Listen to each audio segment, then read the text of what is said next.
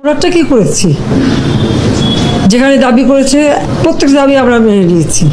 ইতিমধ্যে রাষ্ট্রপতি গণমাধ্যমকে জানিয়েছেন, যা করেছি সেনাবাহিনীর আদেশক্রমে করেছি। দেশের এই পরিস্থিতিশীল পরিবেশ মোটেও কাম্য নয়, যা আগেও ছিল না এবং ভবিষ্যতেও আমি চাই না। আমি অকৃতজ্ঞ নই যে যখন আমাকে সামান্যটুকু। রাষ্ট্রপতি আরও বলেন, প্রধানমন্ত্রী শেখ হাসিনা দেশকে অনেক ভালোবাসেন, তাই পদত্যাগ ছাড়াই তিনি দেশ ছাড়তে বাধ্য হয়েছেন। প্রধানমন্ত্রী শেখ হাসিনা দাবি করেছে প্রত্যেক দাবি আমরা মেনে নিয়েছি।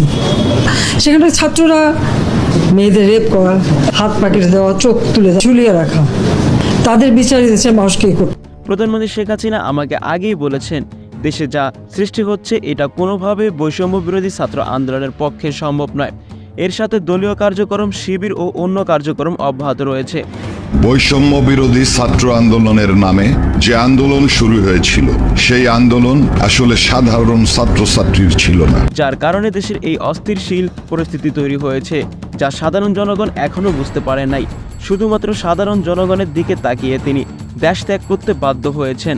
তবে ইতিমধ্যে দেশের বিভিন্ন স্থানে বিক্ষোভ মিছিল হচ্ছে। সুস্থ মর্যাদায় তাকে দেশে ফিরিয়ে নিয়ে আসা হোক। প্রধানমন্ত্রী শেখ হাসিনা খুব শীঘ্রই দেশে ফিরবেন মনে করেন তিনি।